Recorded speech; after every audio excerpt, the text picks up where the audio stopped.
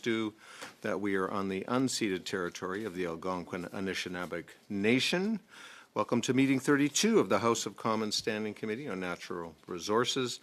Today's meeting is taking place in hybrid format. I would like to welcome MP Leslie Church to our august committee. Claude just said that it was an upgrade. I don't know. What did you mean, Claude? Are you disparaging our other members? Okay. And welcome, as we always do, MP Jonathan Rowe. He's associate member of the committee, but we see him regularly, and always nice to see you, Jonathan.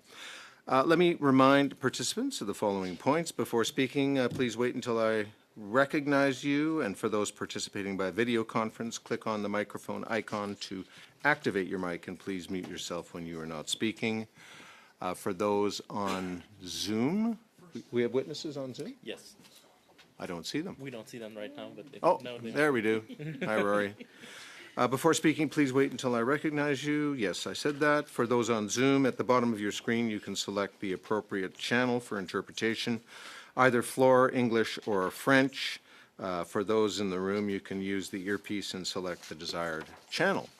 A reminder that all comments should be addressed through the chair. And pursuant to Standing Order 1082 and the motion adopted on Thursday, September 18, 2025, the committee shall resume its study of Canadian energy exports. I would like to welcome our witnesses from Commodity Context Corporation, Roy Johnson, founder, and from Studio Energy, Peter Terzakian, founder and chief executive officer. All virtual witnesses have conducted a mandatory witness onboarding test. You will each have 5 minutes for your opening remarks, after which we will open the floor to questions. And we're going to start with you, Mr. Johnson. You have the floor. Welcome. 5 minutes. To start my timer here. Thank you so much. Members of the committee, thank you for taking the time today to discuss the critical topic of Canada's energy export opportunities at the most energy insecure moment globally in a generation. My name is Roy Johnston, and I'm an oil market analyst. My comments today and the expertise I hope to share with the committee relate to the position of Canada within the global oil market and the specific structure of Canada's current oil trade. Canada is a global energy superpower. We are a top 5 producer, exporter, and reserve holder of oil. But unlike other global energy superpowers like the United States, Saudi Arabia, and Russia, virtually all of our exports go to a single market. All of our oil exports go to a single market, the United States. Whereas other energy superpowers sell the bulk of their product to open and thus optional seaborne markets, the vast majority of Canada's energy exports go to market via fixed pipelines. In other words, our products are currently locked into specific geographic markets, most notably the US Midwest. Canada's dependence on pipelines has often resulted in existential crises for the oil and gas industry. When Western Canada's production outstrips available pipeline capacity, it can trigger years of wider differentials, in this case, the discounts, for Canada's primary heavy crude export blend, Western Canadian Select, or WCS, relative to US benchmark WTI. This discount normally sits between $10 and $15 a barrel in Hardisty, Alberta, but indicatively hit an all-time high of roughly $50 a barrel in late 2018, which prompted the Alberta government to temporarily curtail provincial production in order to reduce competition for increasingly scarce egress. The availability of ample and reliable egress is the single most important factor underpinning the competitive position and continued success of Western Canada's oil and gas industry. Without sufficient egress, we can expect ever larger discounts borne by Canadian barrels or permanent curtailment of Canada's largest export industry. It's critical to emphasize that the devaluation of Canadian oil exports caused by differential blowouts doesn't apply only to barrels stranded in the basin, but to virtually every barrel produced in Western Canada. As such, differential blowouts have an outsized impact on provincial government royalties, investment intentions, and ultimately employment in the sector. There are multiple potential paths of Canadian pipeline expansion. At present, we have the MOU West Coast Oil Pipeline, championed by the Alberta government, expansions to the Trans Mountain Pipeline System and Enbridge Mainline System, and the most recently floated Bridger expansion pipeline in the United States that would connect to legacy Keystone XL pipeline segments on the Canadian side of the border. Expansions like those proposed on Trans Mountain and Mainline are poised to expand egress capacity by 300 to 400,000 barrels a day each, with a cost measured in single-digit billions of dollars. The greenfield pipelines are notably more expensive and complex. The path of least economic resistance will likely further entrench dependence on the U.S. market. If the prioritization of these expansion opportunities is left entirely to the oil and gas industry alone, there is great potential to favor options that maximize netbacks, typically the capacity with the lowest per barrel cost, over options that maximize strategic value. However, the U.S. market is less and less risk-free. For most of the history of Canadian oil industry, the U.S. market seemed like an effective risk-free bet. Our closest ally also happened to be the world's largest oil importer. The U.S. had a growing demand for Canada's heavy sour barrels, and as a result, Canada now accounts for roughly 2/3 of all U.S. crude oil imports. But now we face the rise of anti-pipeline politics with the Obama and Biden administrations, and more recently and more concerningly, the Trump administration's trade war on Canada and previously unthinkable threats to impose tariffs on Canadian oil exports. U.S. refineries hold an effective monopsony on Canadian crude imports. Economic research has shown that by and large, American businesses and consumers bore the lion's share of tariff incidents across most sectors. Most firms can pivot the export of goods elsewhere if prices are better. Unfortunately, Canada's pipeline-dependent oil industry, U.S. refiners can push more of that tariff incidence upstream into Canadian crude oil pricing. Indeed, this is exactly what happened through the first few months of 2025, when the White House right until the White House exempted all USMCA-compliant goods, including oil. There's no separating ourselves from the U.S. market. That ship has sailed, and it's largely in Canada's interest to continue supplying U.S. refineries. But Canadian exporters have already largely satiated U.S. refinery demand for Canadian heavy crude. A growing volume of Canadian crude is already being re-exported out of the U.S. Gulf Coast. The Trans Mountain Expansion Project helped crack the door open to new markets. Last year, China overtook the U.S. West Coast as the largest buyer of those barrels. Still, the largest tankers cannot load from the Trans Mountain pipeline, and this means that the only functional way to service the Indian market, for example, has been to ship on those large VLCC tankers out of the U.S. Gulf Coast.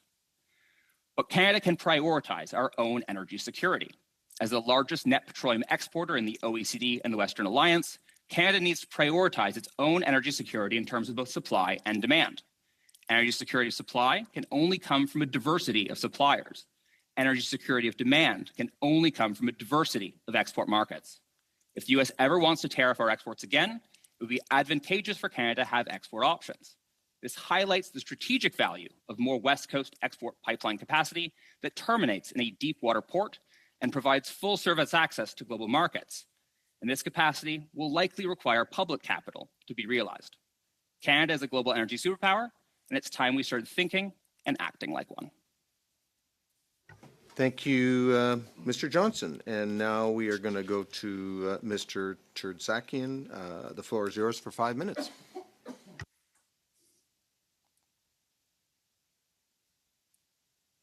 You're muted, so we won't start the clock. Bonjour, merci. Thank you very much. I'm honored to present to you the honorable members of the committee. I think we can agree we are in a new era, a very different moment than even a few years ago, if not a few months ago.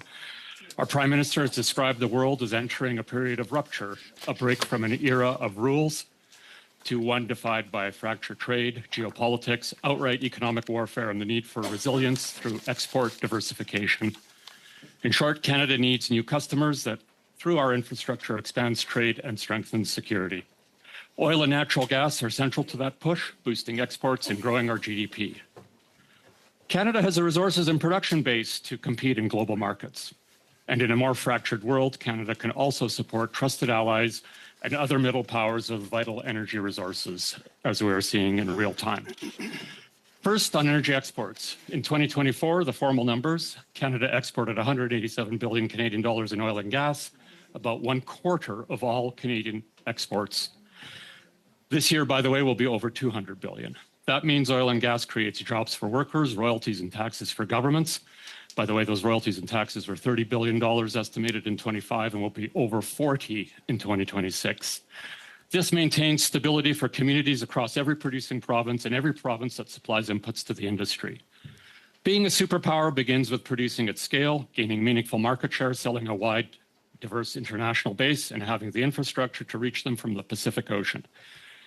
Second point, Canadian energy exports matter not only to us, but to the rest of the world, especially our allies. Oil will remain essential, not just for road transportation, but for petrochemicals, fertilizers, aviation, shipping, and heavy industry, to name a few. Natural gas and LNG also matter enormously, especially in Asia, where demand growth is strong. We've already taken the first steps. TMX has opened up to Asian markets and is now exporting to full capacity. LNG Canada has started exports of LNG from Kitimat, with phase one capacity at about 14 million tons per year. Those are just small steps. On natural gas, Canada remains overly dependent on two buyers, our own domestic market and the United States. If Canada can build towards 50 million tons per annum of LNG, we move from being a North American price taker to being a genuine strategic player in the Pacific Basin. Oil and gas infrastructure requires pipelines, gathering systems, processing plants, port facilities, storage, and others. They also require upstream investments to fill the pipelines. Our recent work on GDP shows the scale of the impact. Building an extra 1.5 million barrels per day of oil capacity and filling it could raise Canada's real GDP by an average of $31.4 billion per year over the next decade and support an average of 112,000 jobs per year. But our work also shows the costs and the investment required. To build such an oil pipeline or series of pipelines requires about $40 billion for pipelines only, plus another $100 billion in upstream investment needed to fill with the flow of oil. Safe to say that infrastructure is expensive. We can do it, but the economic prize is also very large.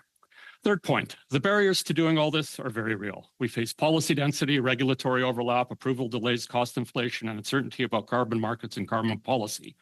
In the LNG space, project proponents and the work we've done describe an unworkable policy environment that creates delays, rising costs, and signals to outside investors that Canada is not fully open for business. We also face real constraints in determining Indigenous rights and land governance, especially in BC. Yet, our work also shows that Indigenous partnership is not an obstacle. We find it as a condition for success. Projects that give communities a genuine share and genuine say are the ones that have the best chance of moving forward. However, in the absence of regulatory reform, policy clarity, and other stakeholder alignment, Canada's oil and natural gas industry will be neither cost competitive, nor will it be able to attract the billions of investment necessary to expand and diversify. So the choice before us, to conclude, is straightforward. We can remain a market hostage to the United States, or dependent on too few buyers and vulnerable to discounts, delays, or we can take advantage of the moment. And by the way, Mr. Johnson mentioned it, and I'll mention it, the amount that we have forfeited as a consequence of being hostage to the United States just on oil over the last 15 years is over 49 billion American dollars. That, to me, as a Canadian, is unacceptable. Well, thank you, Mr. Chisakian. Thank you both for that testimony. We're now going to go on to questions and comments, and we are going to start with Mrs. Stubbs for 6 minutes. Thanks, Chair. Thank you to both of our witnesses today for such an eloquent, informed demonstration of the challenges that face Canadian energy security of supply and exports, directly impact proponents' decisions around production based on whether or not they have enough infrastructure to export, and of course all the benefits for Canadian sovereignty, affordability, and self-reliance, as you have articulated. Certainly it is appalling to Conservatives who have always pushed this same Liberal government to fix the pancaking of anti-energy legislation, red tape, policies, and taxes that, for example, as you both articulated, because of domestic Canadian policy, our biggest customer, competitor, and now threat, the United States, does not impose upon itself. Of course, the private sector has issued a number of letters with increasing signatories among CEOs of all kinds, quite quite unusual in Canada, actually, with very clear directions to the government to fix the fundamentals of, to provide certainty and clarity in legislation, in policies, and to have competitive fiscal investment attraction environment so that the private sector can get timely permits approvals and actually know that on the back end, when they get an approval from a government, they will be able to construct that important energy infrastructure to the benefit of Canada and, of course, North American security and resilience once they get that green light. So to each of you, both of you, I thank you too for telling the truth, which is that the Trans Mountain expansion, which of course you know in the view of Conservatives should have been built by the private sector proponent but couldn't because of the lack of federal certainty, does actually primarily feed the American pads and then export out from the Gulf Coast. So it is still clear that more than ever before, dedicated interjurisdictional pipelines for export are required for investment to come back to Canada at the staggering and generational lost levels that you have both identified.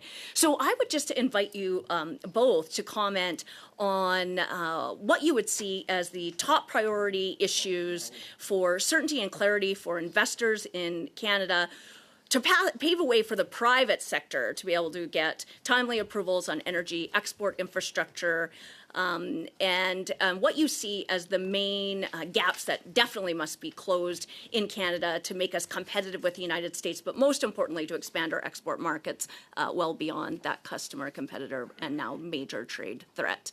So maybe we'll go to Rory first and then Peter after. Thank you for your question. I think the one thing I would differentiate slightly is I completely agree, and I'm not at all going to defend the past decade of regulatory encroachment in this country that has limited the attractiveness of investment in this patch.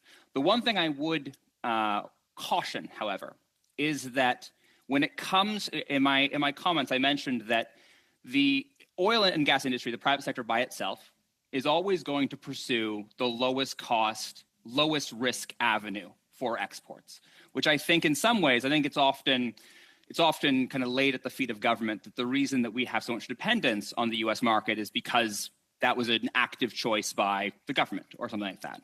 I think in some ways it's actually that if we look at kind of some of the major generational moving infrastructure projects in this country, whether it was the Trans-Canada Railway or the TC Energy Mainline, the CD Howe's natural gas project, these were in many ways done differently than the private sector would have done them. But in both cases, you had, kind of outrage from industry that why wouldn't this go through Chicago? Why would you ever build a railway that doesn't go through the rail hub of North America?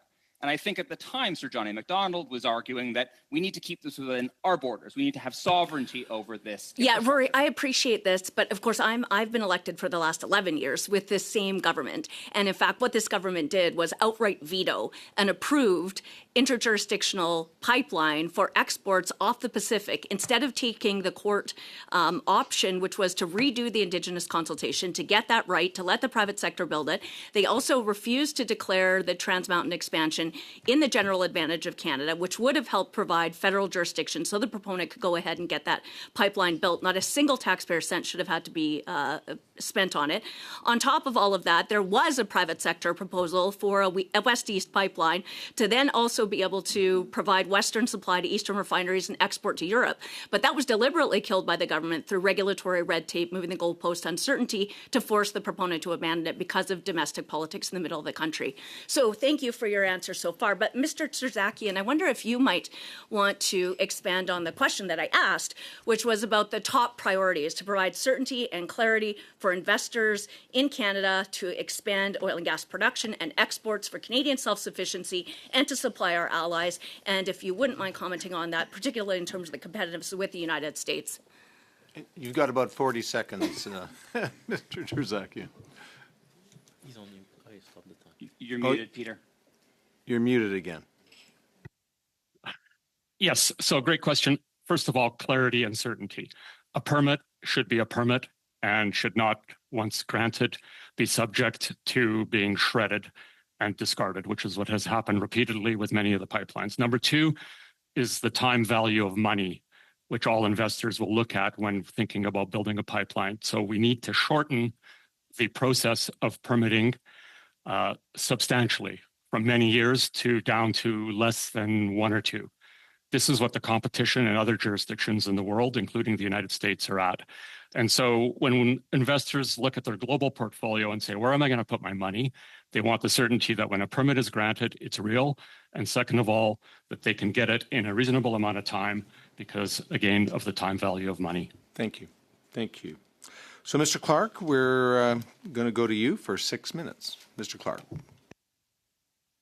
Thank you. Thank you very much, Mr. Chair, and thank you to our witnesses for being here today and for your, I thought, very thoughtful opening statements, which I think did a very good job assessing the situation as it exists today. And I think what I would like to do in the time that I have today is talk a bit about where we can go in the future and how we can improve the energy situation of the country.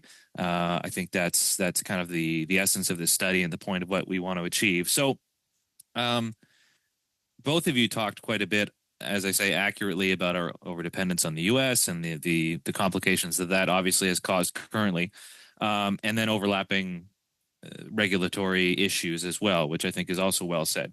As you know, I'm sure, the federal government's in the midst of working on harmonizing environmental assessment procedures and processes with all provinces and territories. I know in my home province of Nova Scotia that was signed a couple of weeks ago, and that there are many other provinces that have done that. I'm just curious, and Mr. Johnson, perhaps you go first, and then Mr.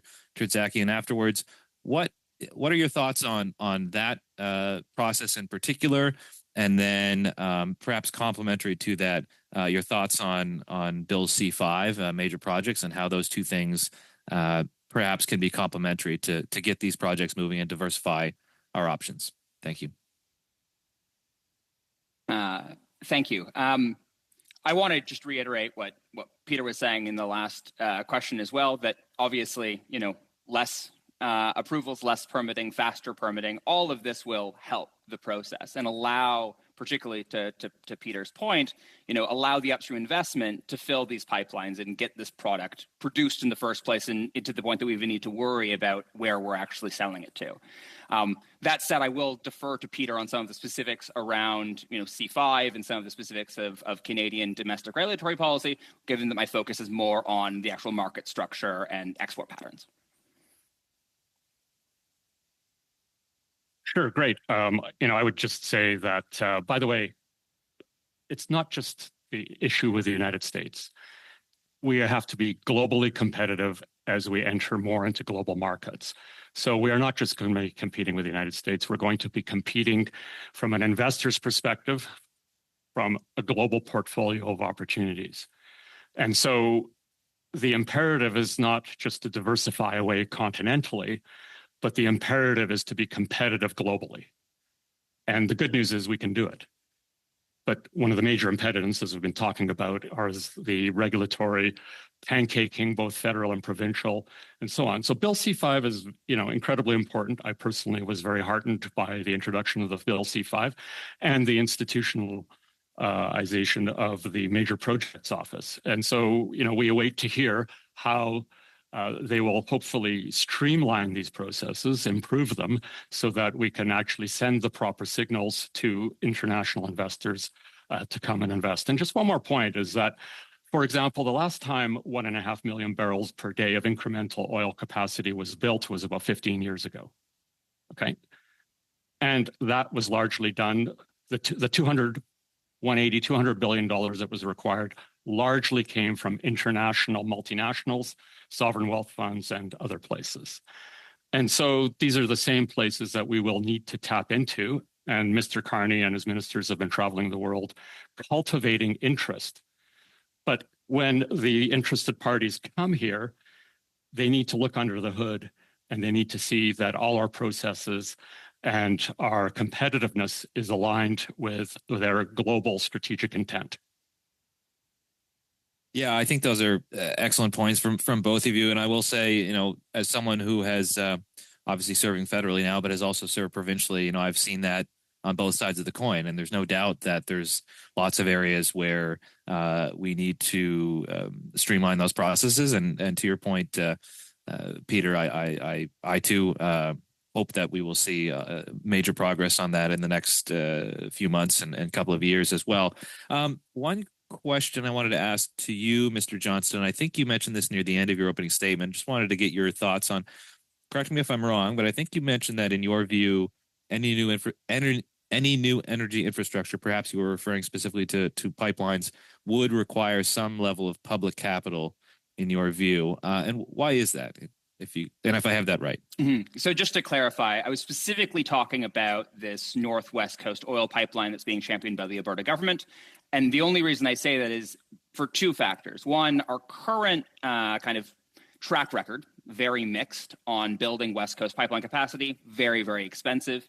Even the Trans Mountain Pipeline as it currently exists in its expanded form is not covering the full cost of construction with the tolls. And if the tolls were to cover the full cost of construction, the tolls would be distortionary and kind of ruinous for the overall kind of structural value of Western Canadian oil production in barrels. The same thing would happen, I think, if you built and kind of structurally required this new million barrel a day pipeline capacity to the West Coast if it cost $30–40 billion. My point was mostly that competing egress that is largely southbound, the Enbridge expansion, this Bridger expansion pipeline, et cetera, Enbridge mainline expansion, I should say, those are going to be notably cheaper. For many of the reasons that Peter discussed, it's easier to build pipelines in the United States. It's easier to do this stuff, which is why historically so much of our oil export structurally has gone there. And I think there is a tendency to say that's our mistake.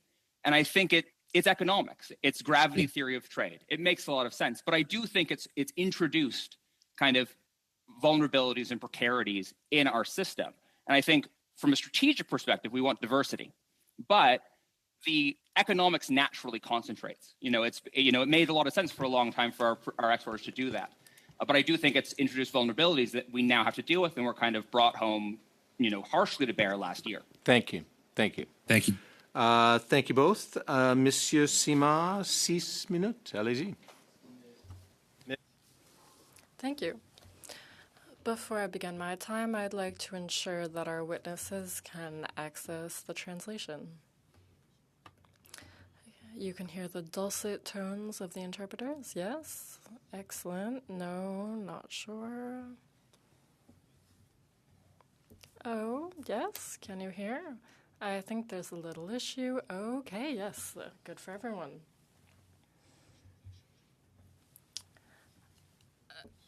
What you just said is very interesting because it's been quite a while since I've heard someone say the use of infrastructure is not profitable. And I don't want to put words in your mouth, Mr. Johnson, but simply by their use, infrastructure is not profitable. So there's a first, number one principle on capitalism is that when you invest your money, you make a profit. For quite a while, I've had this impression, why do gas businesses not want to invest? And it's because without public money, it's not profitable. And so for Trans Mountain, et cetera, they're not paying for the real cost of it, $7 a barrel or something that we fund collectively. So without public money, if I've understood correctly, then the infrastructure won't be built. Have I understood correctly, Mr. Johnston? I should specify this is only for the Northwest Coast oil pipeline, the 1 million barrel a day bitumen pipeline that's currently being championed by the Alberta government to the West Coast.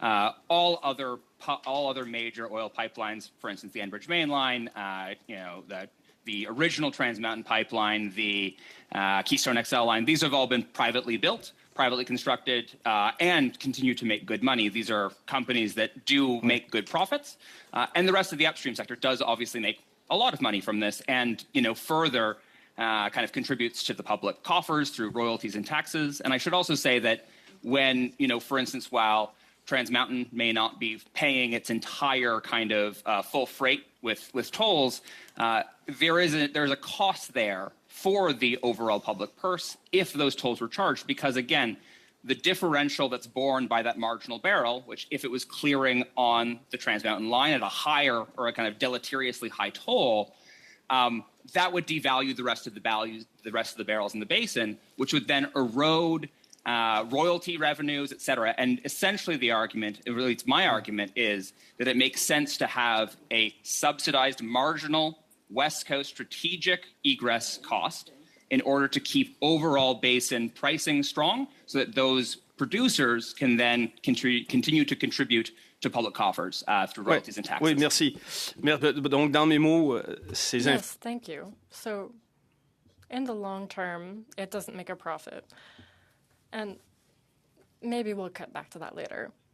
In both of your presentations, you said that we're held hostage by the American market. And that for Canadian gas production, that's a major barrier. Help me understand here. When we look at the ownership structure of the major players in the industry, this is what I realize. It's mostly American ownership. So what's in it for those businesses to diversify their markets? For them, it must be natural to return to American markets for refining. So isn't there a disconnect there when 60% of the structure of the major players are American? Are we going to force them to say you have to export that to other markets? In and of itself, it's already an issue.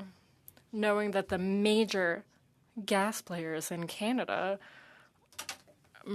are mostly owned by Americans.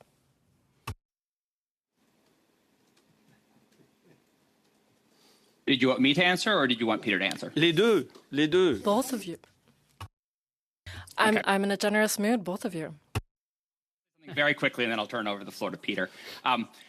Ownership structure, sure. Equities, obviously the U.S. capital markets are vast, and many of our companies are listed on American stock exchanges, so it's expected that they would be owned by Americans to some degree in terms of the equity ownership.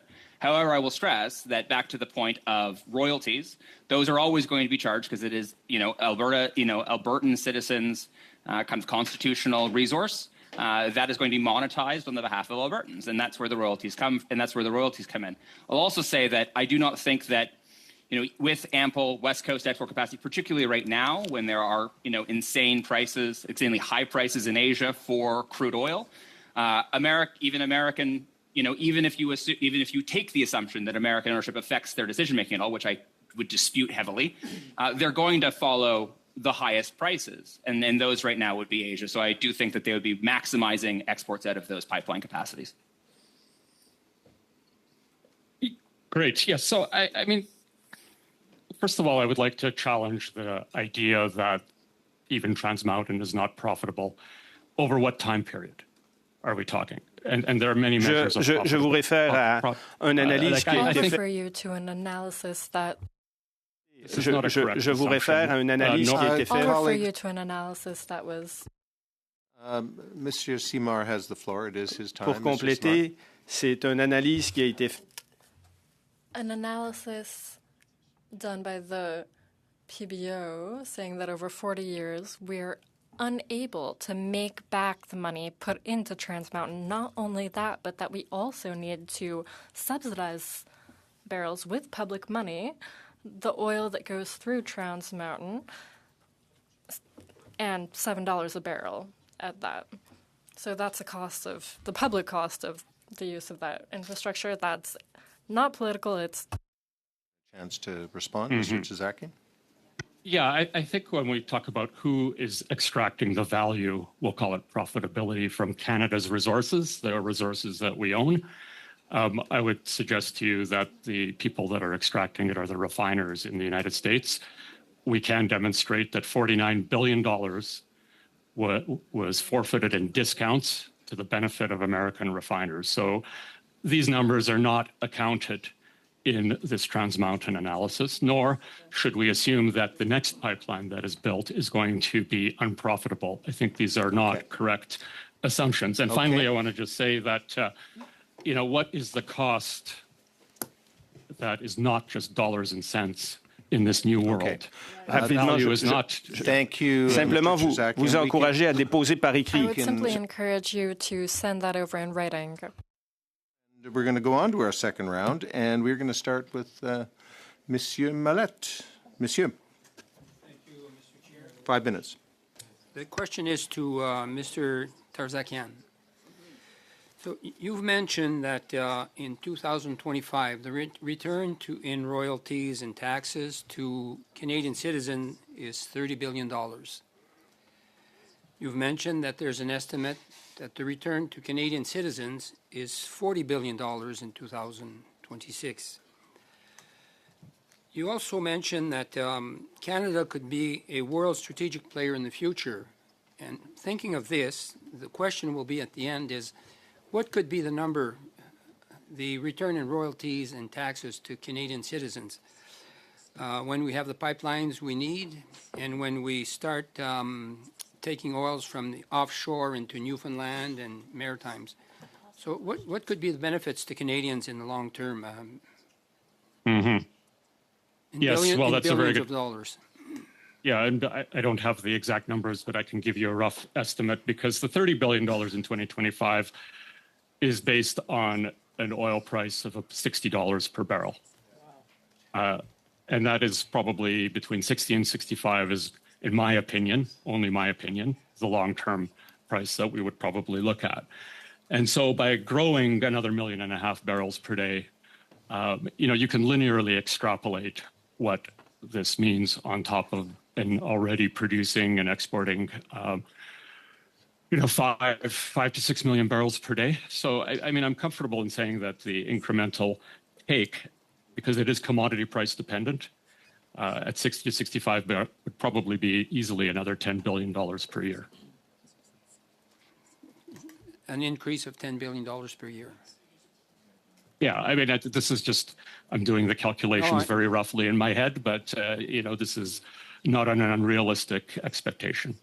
Thank you. And maybe, I didn't expect that. That's a great answer. Definitely a great benefit to the Canadian citizens.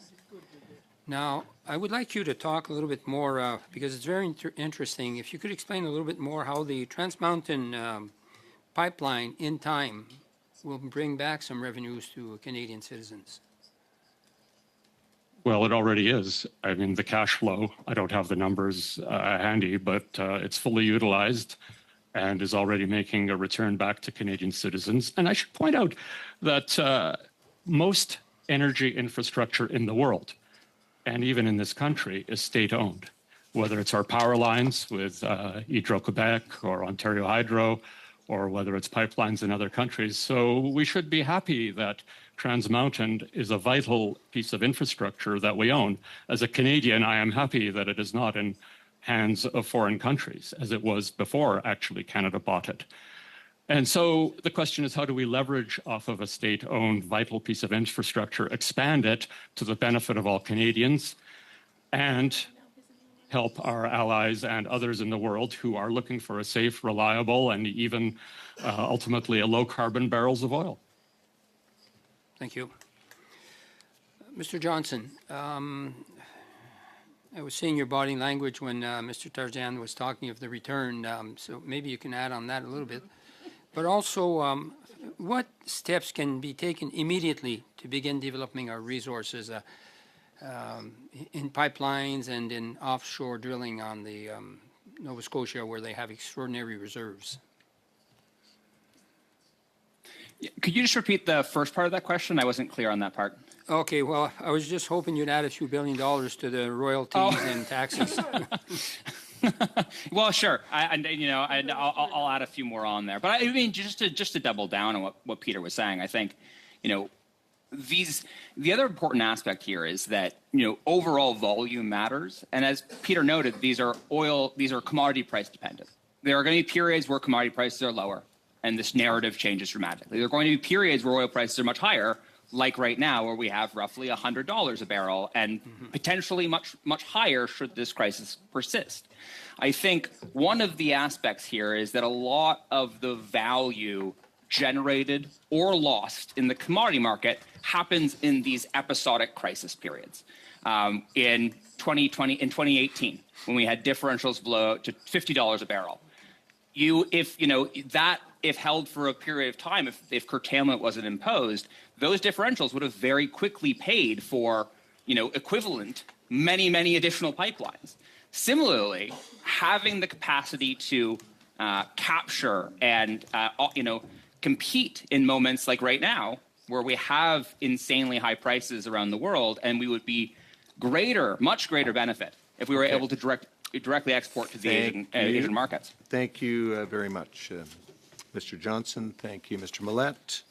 Mr. Hogan, you're up for 5 minutes. Oh, thank you, Chair. Mr. Johnson, Mr. Chizakian, I want to thank you both for being here. We have many good panels, but I like to say it's not a great panel without a Calgarian. And Peter, you're a Calgarian. Rory, you're an honorary Calgarian in my books.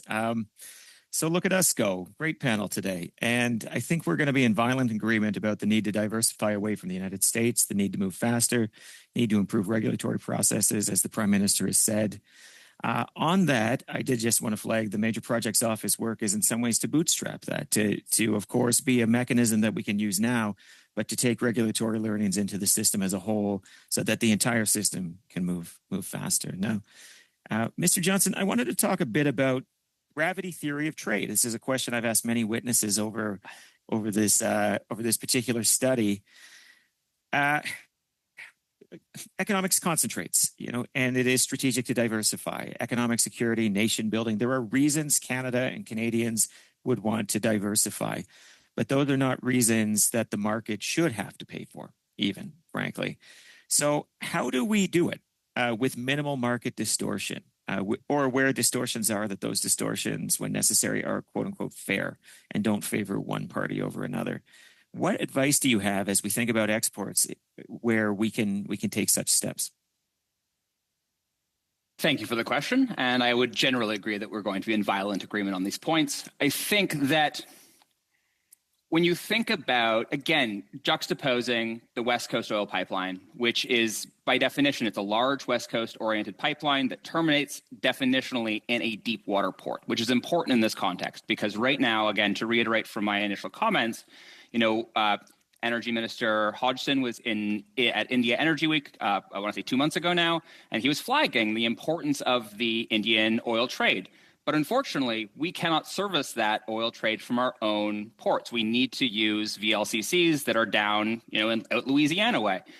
That seems like a strategic shame to me. So in terms of the West Coast pipeline, I think it would be fantastic if there was a circumstance where given all the regulatory easing, all the things that Peter so eloquently stated, if all those things came to pass, and we could build a pipeline that was perfectly competitive with a southbound pipeline, I would love that.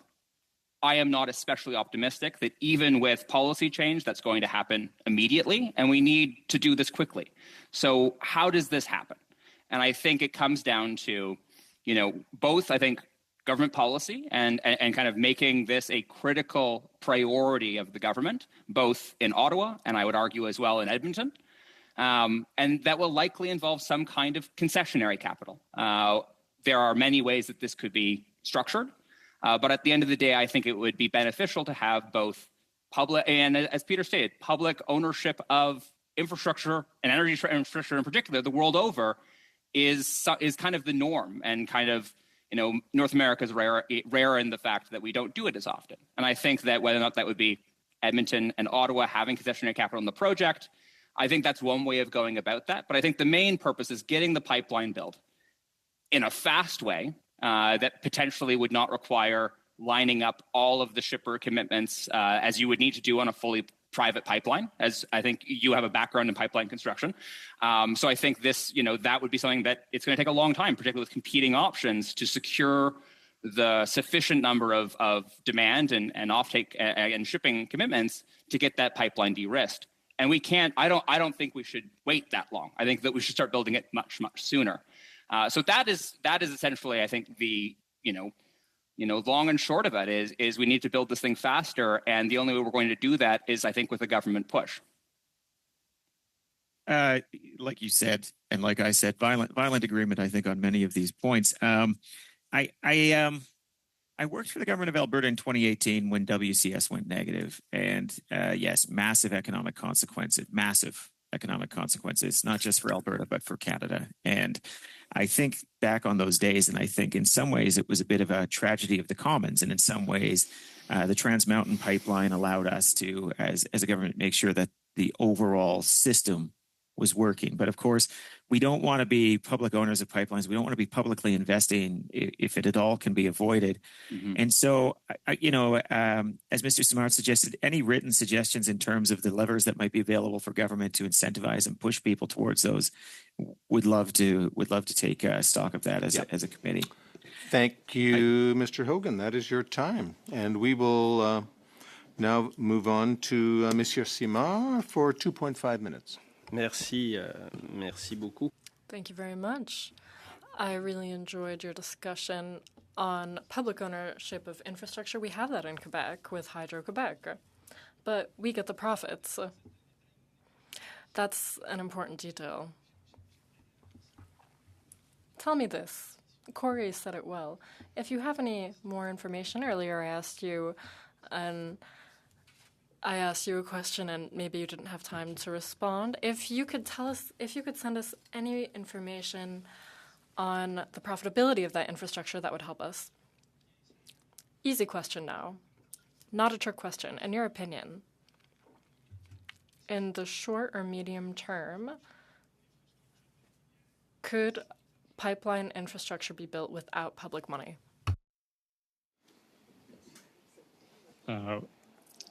Bien sûr. Certainly. We are seeing countries and their state-owned capital wanting Canadian resources, not just oil and gas, because of the current world situation. This is not new in Canada. Most of our energy infrastructure, certainly with oil and gas, has been built by using foreign multinational capital. And then we benefit as Canadians with the royalties and taxes. Merci beaucoup. Je vais laisser le temps, Monsieur Johnson. Thank you, Mr. Johnson. Again, to echo Peter's points, absolutely. And I think to the point of even pipeline capacity, yes, private sector, Enbridge will be expanding Mainline, and the Trans Mountain Corporation will be expanding Trans Mountain, and that will not require additional government money. And the same with the Bridger pipeline. But I think it's okay. Merci. Donc, je m'explique. Thank you. I didn't explain myself quite as well during our last discussion. I'll accept your answers. Now, let's talk about price volatility. Help me understand that. At the moment, prices are really high because of what's going on in the world. But sometimes people say that China is moving forward really fast in electrifying their transport system because they've reduced their reliance on oil.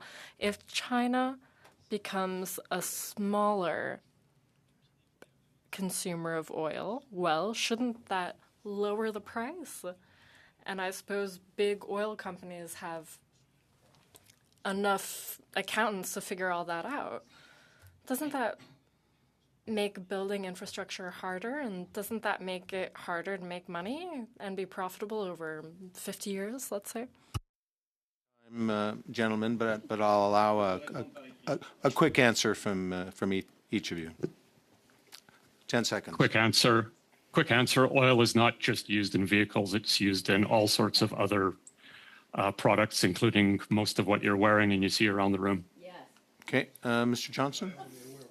While it is true that China has pushed hard on electrification and other energy transition patterns, oil demand has slowed. In terms of oil demand growth has slowed globally, but it is still steadily growing and is expected to continue growing. So as long as demand continues to grow, we need to grow supply to meet it. We are going to go over to you, Mr. Rowe, for 5 minutes, and then we're going to end with Ms. Church. Mr. Rowe. Well, thank you. I've got a lot of questions to ask today, and some small questions kind of going through a long journey here. But, in 2008, barrels of oil were at $147, yet the price in 2008, the pumps in St. John's, Newfoundland, was a little over $1.20. Today, the barrel's only at $90, and although that's high, the pumps at St. John's over $1.90. So, like, where's the money being made? Where's the profits going? I assume it's the refineries that are making a lot of profit. I don't know if you might be able to answer that for me, Peter, just real quickly, or? You're on mute again. Hopefully we can get that time back, Chair. Yeah. I don't know why it's doing that. I am not a retail gasoline expert. I'm upstream expert, so maybe I'll turn it over to Rory. Thank you, Peter. And while I do not know much about the specific, jurisdiction you're talking about, in general, I think the important thing to note is there's going to be three major things that drive Canadian pump prices. You have crude oil, which is obvious, as you noted. There's the refining margin, which are higher now than they were then. So part of this is going to the refining sector. I should note, though, that this is not excess profitability per se. Gasoline, like crude oil, is its own commodity market that's driven by its own supply and demand balances. And the relative value of gasoline in the world as a traded commodity drives that, what we call a crack spread or refining margin. Yes, exactly. The final aspect of this. Can I just say one more thing? Yeah, I just, the final thing, that part of this, and I think going straight to the core of this conversation, and particularly many of Peter's points about foreign capital coming in and investing in the oil sands in particular, is the final piece of this is the Canadian dollar. And right now, the Canadian dollar is also weaker than it has historically been when oil prices have been this high. And that is largely, there's a bunch of reasons that are driving that, but one of the major factors is less external foreign direct investment coming to the country and essentially bidding up the value of the dollar. Historically, that provided a shield to Canadian consumers. And now, unfortunately, we've lost that shield. So now we are far more exposed to the buffeting of global commodity markets. Exactly. And, if I remember correctly, I believe the Premier of Alberta said that the Americans take our oil, refine it, and sell it for 3 times more into global markets than what we do here in Canada. And I mean, that just to me proves the need for an east-west pipeline, as we mentioned here today already, to export overseas and export to other markets. And do you think we should be doing more of that processing here in Canada to get the profits out of the hands of the Americans? I will take another stab at this one. The East-West or the Energy East pipeline, as it was then known, I essentially put that each pipeline achieves something different. I look at the West Coast pipeline as securing security of demand. I look at the East Coast pipeline as securing security of supply. Right now, for instance, during that tariff battle and the trade war last year, there were open worries whether or not barrels that transited through Chicago on the main line would be subject to some kind of tariff that were going back into Ontario. So I think that from the exact same point about the TC Energy mainline when it didn't go through Chicago, we wouldn't have to worry about that if we had an all-Canadian pipeline going east. The challenge, of course, is once again price and cost. And that's a very, very long way for a pipeline to go. And I think this is part of the challenge as well, is if we're looking, we have to make choices. Are we managing and prioritizing domestic energy security of supply, or are we trying to expand our export markets and make the most money we can as a country? Right. And if it's the latter, I would say West Coast is the priority. And if we are, but I think that we can do more than one thing. But I do think it's important to have priorities. Right. Perfect. And I'm going to ask a question a bit more close to home. But our province used to have a refinery. It was 5% of our GDP. It was doing 135 barrels of traditional oil a day. It's now doing a tenth of that doing biodiesel. But, I'm having a hard time understanding the biodiesel industry. It seems that the only way to make it profitable is with tax credits. If the U.S., Europe, and Canada decided they wanted to tighten their fiscal belts and reduce inflation by having smaller budgets and cut the tax credits for biodiesel, could that market survive? And isn't that opening up ourselves to even more geopolitical risk by investing 89, close to $100 million into a refinery that's reliant on tax credits, oftentimes of other foreign nations? Do you have any thoughts on that, Peter? My thought is, if you're asking a broader question, does Canada need to be more energy secure? The answer is yes, particularly in central Canada, eastern Canada. We are actually in a very precarious situation, even right at this moment, depending on what happens in the Middle East. We could ourselves in central and eastern Canada be short of petroleum products. Thank you, Mr. Rowe, and thank you, witnesses. Finally, we are going to go to Ms. Church for 5 minutes. Thank you very much, Mr. Chair. Pleasure to be here. My question, maybe taking us in a slightly different direction, would be around We've talked a lot about this afternoon some of the preconditions for building major projects, investment, shippers' contracts, Indigenous engagement, which you raised, Mr. Terzakian. What else do we need to be thinking about? And the reason I ask the question is because a lot of the work that I do and engage with actually turns around employment, labor, the pipeline of talent, but also around other incentives for investment and growth, or the work that we're doing with provinces to ensure that there is one project, one review. Can you just maybe I'll turn to you first, Peter, and then to you, Rory. But can you just give us a bit of a picture, if you were offering advice to us on what's the next one or two things that we need to be thinking about if we really want to accelerate and advance one of these major projects? That's a great question. As a Canadian, as a proud Canadian, what I would like to see is harmonization of Canadian and provincial regulations to reduce, as what Rory called the pancaking or the layering. Also reduction, and I know your government is working on this, of interprovincial barriers, because these investment dollars are huge, and there's no reason why all Canadian provinces can't participate in providing the inputs that are required. For example, steel. Why would we go outside of Canada to get steel if we can get it domestically from other provinces or other inputs? That would also enhance our GDP tremendously, our prosperity, and our jobs. So, greater harmonization between provinces and between provinces and federal government. I would just add to that this sector over the course of my career has grown increasingly ever more politicized. And I would say that is understandable given the stakes, but it is also unhelpful. And I would say that when the industry becomes a partisan football, when regulatory policy and even just general disposition towards the industry becomes partisan, I think that's damaging to the long-term health of the industry. And I think it's one of those risks that's very, very difficult to hedge or insure for industry, because you're never sure when the next political wind is going to blow. My dream would be to see that we can have an industry that is supported by all parties in Canada for the benefit of all Canadians, traveling on Canadian infrastructure to every part of the world, maximizing our value, supporting our allies. And in moments like right now, when we have, again, the largest oil supply shock in the history in the Middle East right now with the Strait of Hormuz closed, we should be able to provide assistance to our Asian allies without having to go through the U.S. Gulf Coast. Yeah. And Peter, you mentioned in your last answer to my colleague across the table here about the need for us to really think about Canada's energy security. And so what I'd be interested in hearing again from both of you is, what is the makeup in your mind of that energy security portfolio? Because oil and gas is a piece of this. There are others, and especially when we think about this from a national perspective, coast to coast to coast, it can look different in different parts of the country. But what does that mean to you in terms of the actual portfolio that would help us be energy secure broadly? Well, there's many primary sources of energy that go into all sorts of functions across the economy, including electricity.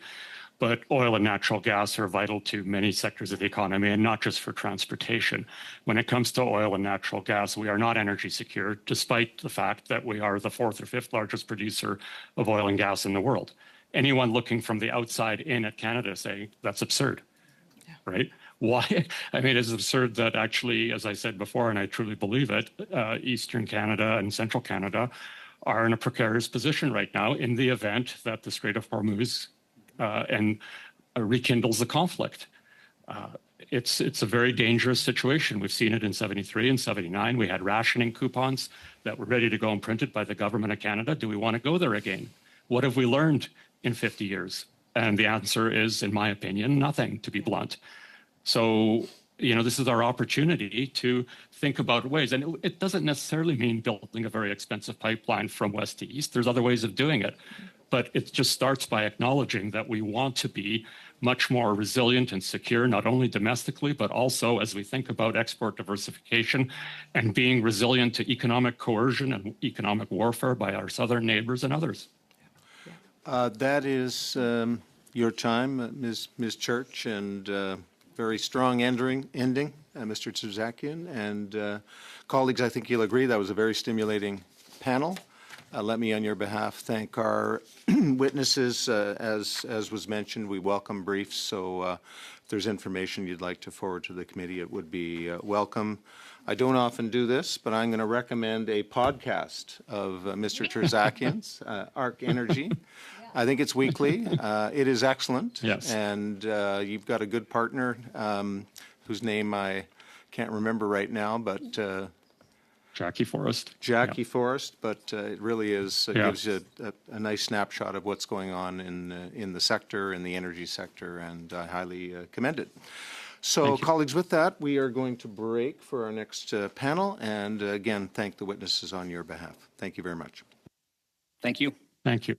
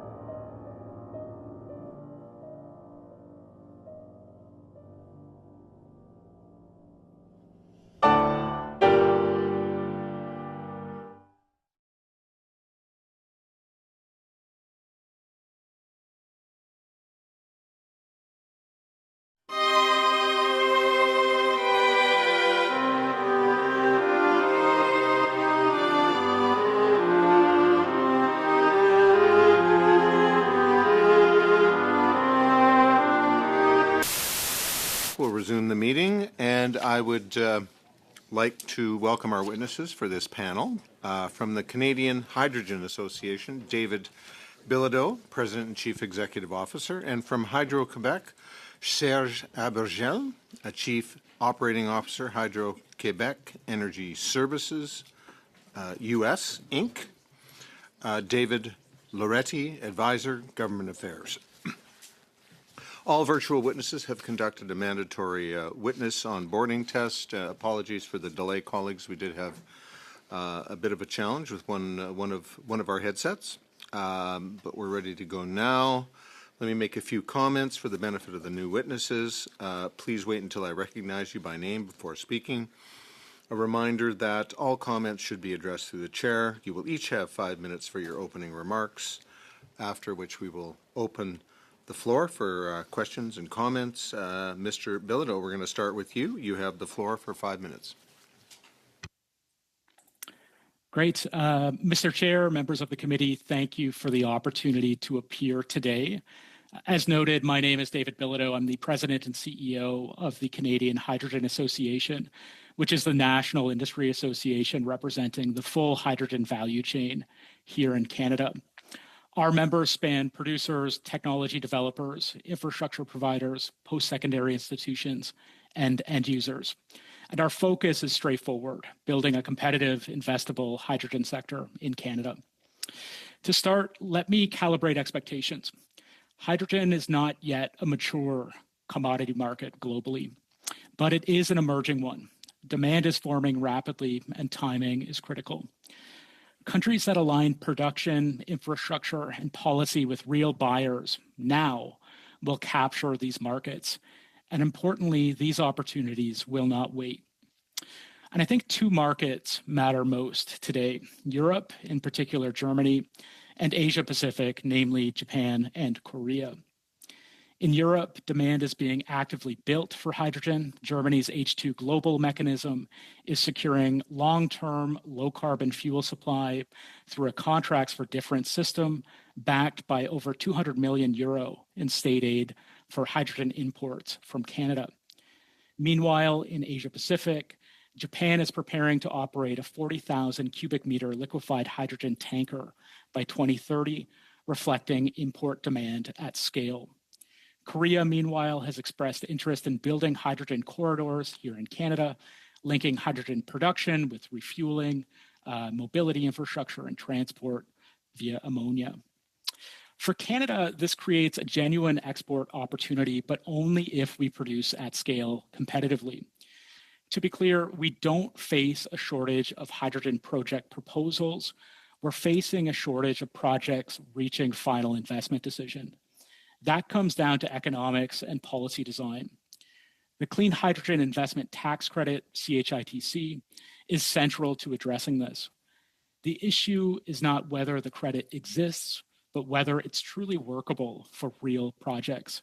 We believe that targeted refinements to the CHITC would unlock private capital and accelerate hydrogen development. I'll be happy to provide the committee with a copy of our full technical CHITC recommendations after the discussion, but done right, optimizing the CHITC could help unlock over $35 billion in private capital by the early 2030s, all within the existing CHITC funding envelope.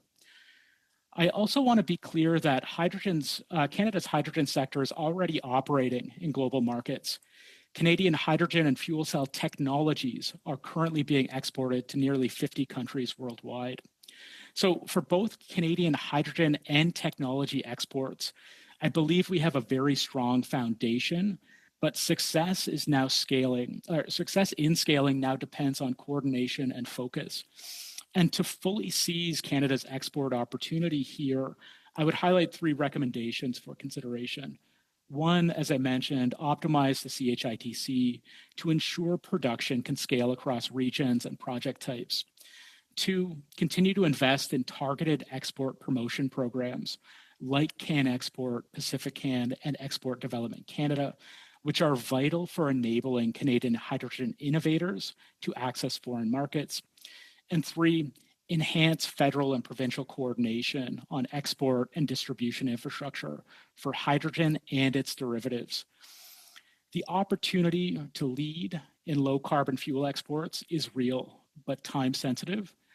Buyers and investors are making decisions now. So in close, I think that Canada has the fundamentals, the technology, and the talent to compete in the emerging global hydrogen market. But what we need is clarity, coordination, and commitment to turn that potential into projects and exports. Thank you, and looking forward to the discussion.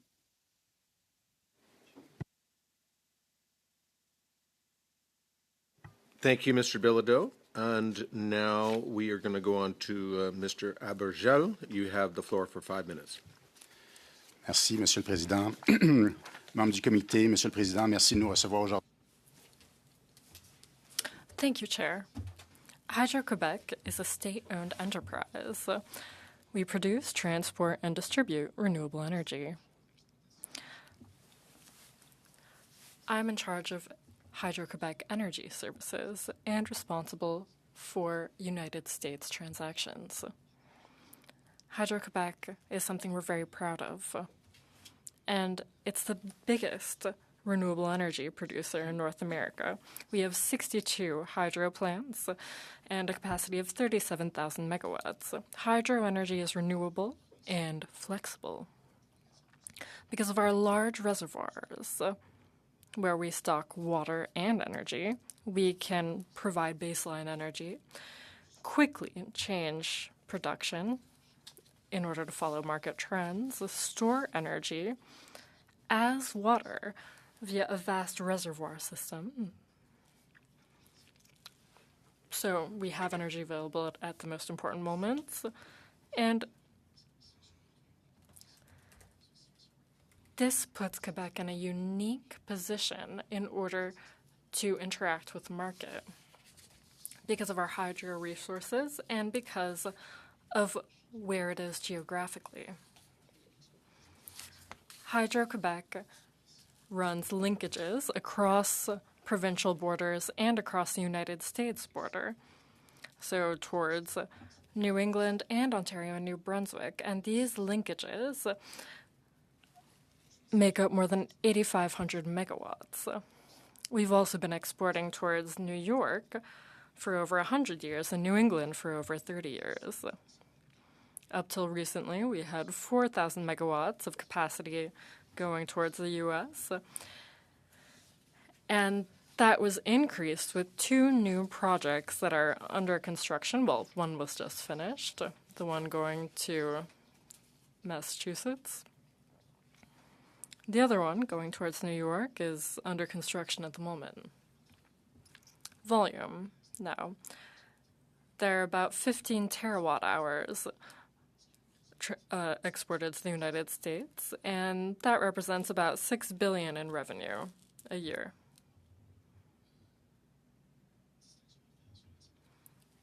Important thing to mention, before we had a lot of short-term sales. In the future, those big contracts that I mentioned, they're long-term contracts. Markets around us are really interested in what we have to offer. They want long-term contracts in order to stabilize prices. And they may be willing to pay a higher price for that guarantee. New York, the Champlain Hudson Power Express, that's a 1,250 megawatt chain.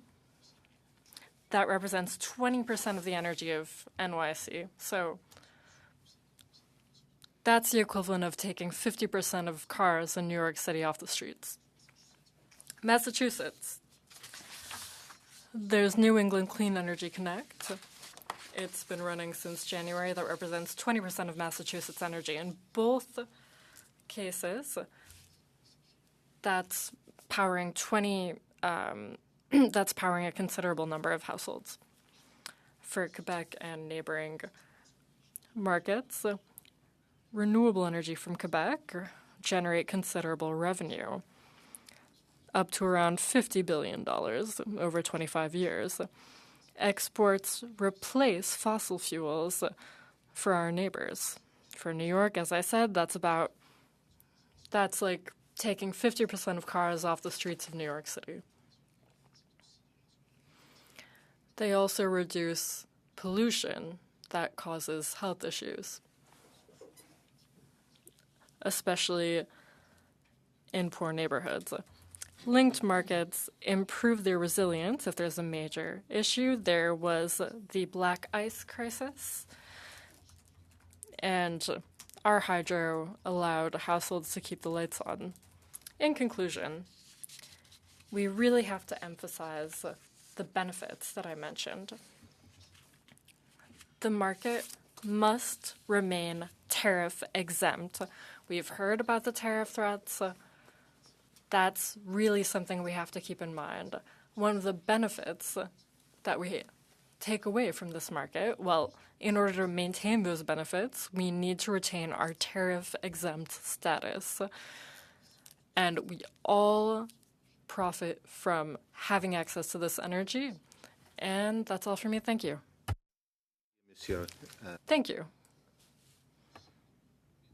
Now, question and answer period. First, Mr. Martel, 6 minutes. Thank you. Thank you for being here. What you just said was quite interesting. The Americans put tariffs on aluminum and steel. Electricity is safe for the time being. But given that you export energy to New York and Massachusetts, well, what would happen? What would happen if tariffs were put on electricity? Thank you.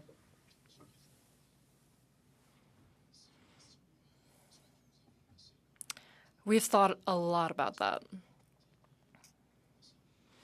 We tried to figure out what that would entail. And the impacts also on our imports. This is what you have to keep in mind. Happily, for the time being, there's no tariff on electricity. Electricity was never tariffed, and there are good reasons for that. First, it's a tangible good, or rather, it's not a tangible good. So you can't stop electricity and put a tariff on it. There would be a lot of infrastructure that would have to be put in place if they were to tariff energy. Next, the lack of tariffs allows for this market flexibility, so energy can go from the north to the south, but it can also go from south to north. So there are good opportunities there, and there are really good opportunities, especially in the Northeast. Solar and wind creates really low prices, but sometimes there are high prices. So sometimes we can export at a high price, and it's a win-win situation. When we're exporting, we increase offer in their market. If we tariff all that, this is what we project. Up to a 30% increase in price for New England energy prices. So it would be a serious impact, especially for high demand times. Now, reliability. If you put a tariff on electricity, energy can't move around as freely. In that scenario, imagine a crisis situation where neighboring jurisdictions need energy, and then they run into red tape. It's an extra step, and that cost would be passed on to the consumer, and that could really endanger the reliability of energy access in crisis situations. Let's talk about surplus. At a certain point, we had surpluses, energy surpluses, and we were happy to have that surplus because then we had some flexibility. Now, we're limited. We don't have as much surplus. What does that mean for you, to not have that cushion? Now, I mean, I wouldn't say that we're being held by I wouldn't say that we're really in a difficult situation, but it's really not the same situation as before. Thank you. Surpluses.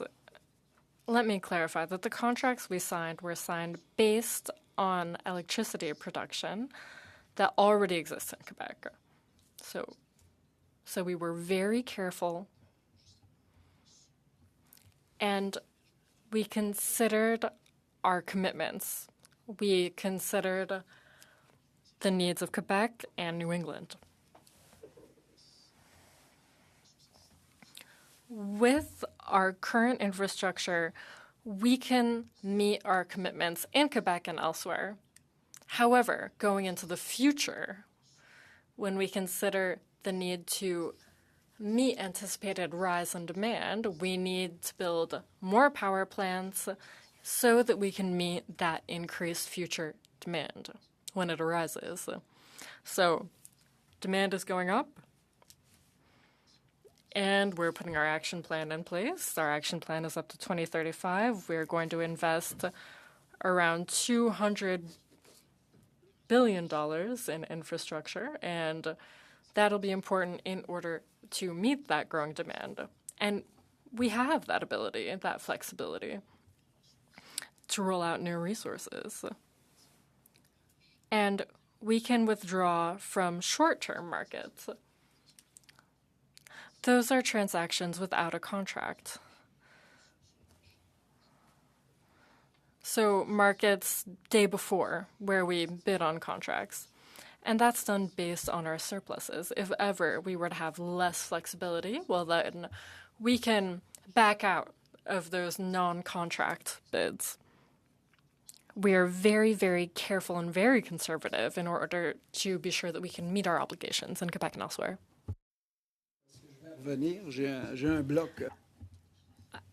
I have another question. But I'll get back to that in the second round of questions. Thank you. 6 minutes. Mr. Gay, 6 minutes, over to you. Yes, thank you. Thank you to the witnesses for being here with us. Thank you for taking the time to come here. I'll continue in the same vein as my colleague. I spend a lot of time with mining promoters in Quebec. One of the questions that comes back is, do you have an amount of electricity that's dedicated to your mine? I understand what you're saying about the level of demand. As a country, we have big ambitions, and Quebec has big ambitions as well. Being able to develop our markets and our resources, so having more mining projects, for instance, more electrification, more electric vehicles. So as you said, we want something like 30 terawatts from here to 2035. They're lowered water reservoirs, from what I know. So in order to encourage development, isn't there a danger? A danger that the rise in demand and what Hydro-Quebec will actually be able to supply, is there a disconnect there? How can we be more efficient? You mentioned the short-term market, but perhaps there are other ideas that Hydro-Quebec is exploring. Please speak to that. I'll start. Thank you. First, I'll go over our action plan and give you an overall view of the situation, and then I'll talk about the process of deciding who gets what energy. Action plan. I mentioned around $200 billion from here until 2035, so that's a series of actions that were launched simultaneously a few years ago. So increasing electricity production, that's key, and diversifying it as well. A lot of work was done. We want to roll out over 10 million megawatts of wind energy from here to 2035. Now we have 5,000 megawatts that's already used, so we're making progress. Recently, I think we announced the first construction projects in the Parc de Beaupré, and that's 1,200 megawatts capacity. and it'll be available in 2028. And so we're seeing the benefits of that wind construction, and that's important with our reservoirs, because reservoirs, well, we use the wind power and then we can keep the water in our reservoirs. Next, we also worked on our electric plants in order to increase our capacity. Those are existing power plants. They're replacing wind turbines that are at the end of their 50-year lifespan, and we're making it more efficient with better technology. And we're going to increase 10% in our efficiency. So we're going to produce more electricity with less water. And that'll allow us to meet demand in the coming years. So that's really predictable. We have a lot of experience in that. At the same time, I won't go into everything in detail, but let me mention the efficiency gains that we've made in electricity. We've made gains and affordable gains for clients. We want to have a 22 terawatt hour gain, and that'll help our clients. Clients can obtain a smart thermostat at home, and that increases their quality of life. So that's a gain of 22 terawatt hours. In the United States, that would be 2.2 million households. Another question. In the 2025 budget that the federal government introduced, clean electricity tax credits were extended to state-owned enterprises. What does that mean for you? And what will that allow you to do? I'd prefer avoiding speculation on that question. I haven't seen it in my work, and so perhaps we can come back to that. Maybe you can ask your chief financial officer, and he can get back to us. Well, the tax credit has been asked for by the industry for a while time, and Hydro-Quebec is happy that it was presented in the last budget. And the tax credits can now be used. My colleague mentioned $200 million, and the tax credits can go up to 15%, so that can have a considerable positive impact on our projects. At the end of the day, all our clients will benefit, because when we lower the cost of our projects, the clients will pay less at home, both industrial and residential clients. Thank you very much. Last questions? Do I have time for a last question? No. Mr. Simard, 6 minutes. Thank you very much. Thank you for being here. I'll come back to what you said at the end of your opening remarks on tariffs. We can understand that it's not in the Americans' interest to put tariffs on hydro because they would be the losers in that situation. Some people saw hydro as a way to put pressure on the United States, and the cost would be disproportionately high for Quebec because we would be the pawn in that negotiation. And I do not think that the government, despite some points of view by Mr. Ford in Ontario, well, let's just reiterate that it would be a really bad idea to take that direction. And a lot of people are worried about that.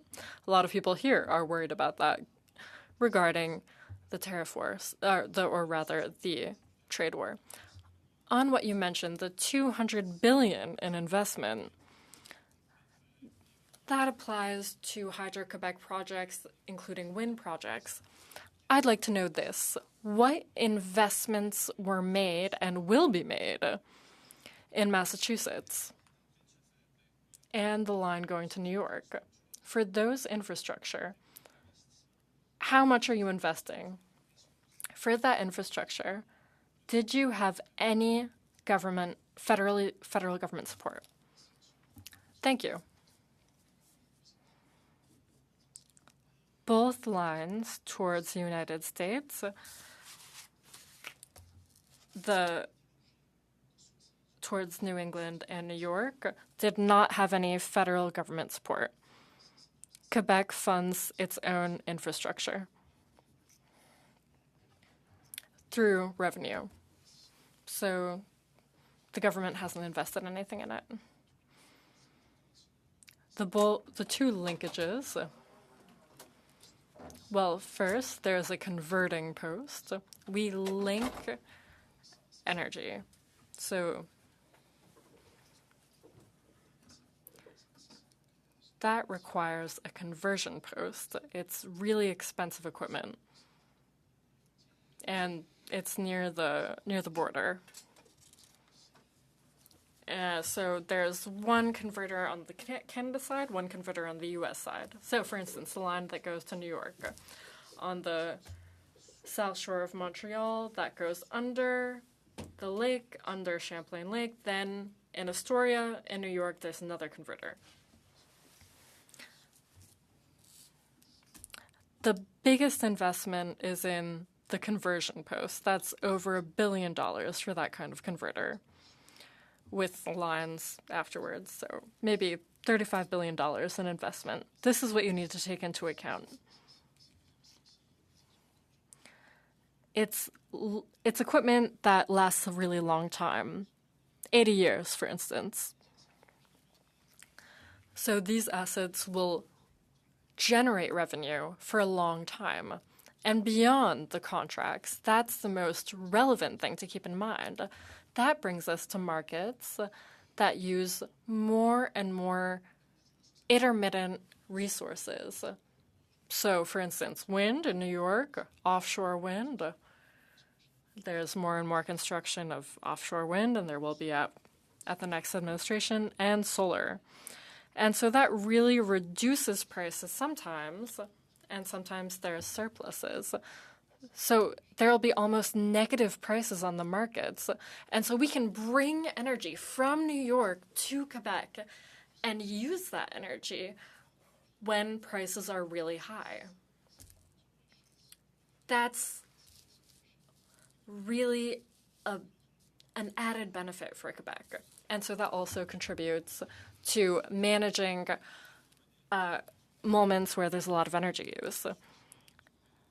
And so you don't need federal government support. It's profitable over several years. I would invite oil and gas promoters to take notes. And my friend mentioned about the availability of energy and efficiency of energy use and production. I know Hydro-Quebec deploys a lot of efforts to that effect. At the time being, for those who have small requests, I think under 5 megawatts, you're immediately accepted by Hydro-Quebec. Above 5 megawatts, it's a bit more difficult. There are systems that allow people to be creative and allow them to go below 5 megawatts in order to manage to have a certain amount of electricity, and maybe it's redistributed after in the network. Do you fund that? Do you fund businesses that try and reduce their energy consumption? Is there a Hydro-Quebec program for that?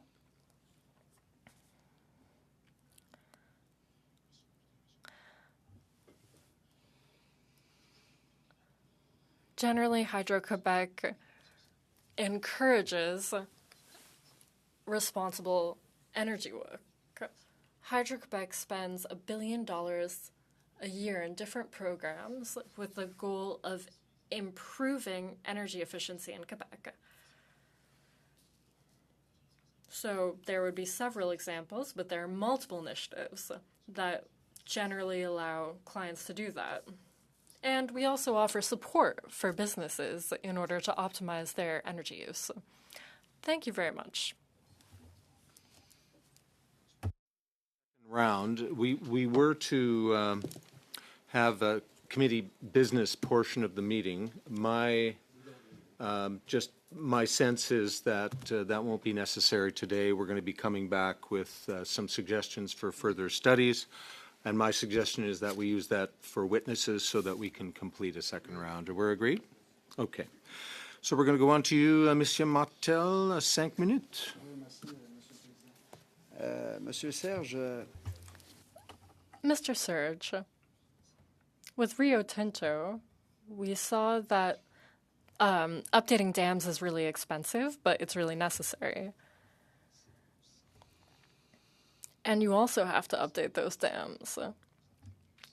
Are our local businesses used when you have to update those dams? And will they be able to meet your needs?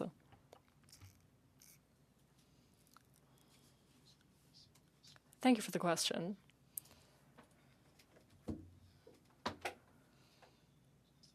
The beauty of a hydro facility is how long it lasts.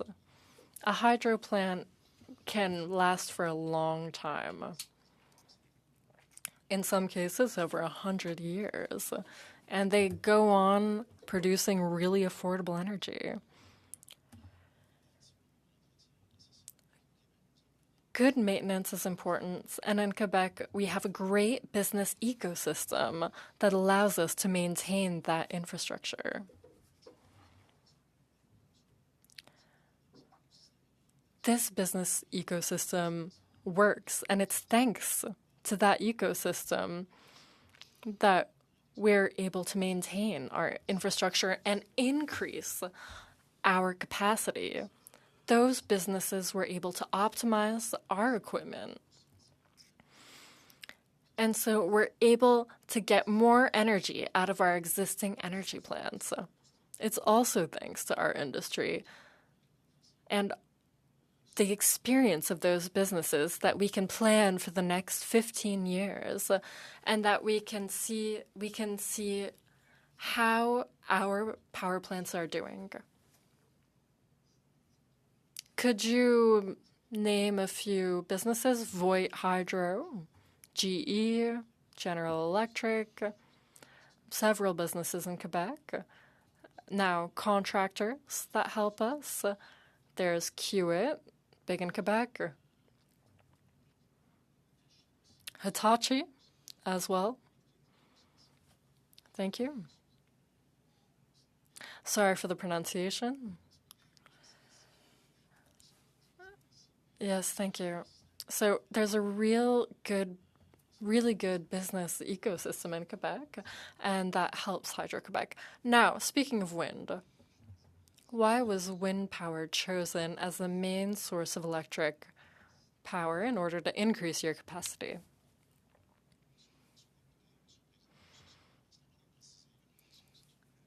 Keep in mind, the action plan includes a lot of resources. Yes, there's wind, but there's also a lot of hydro.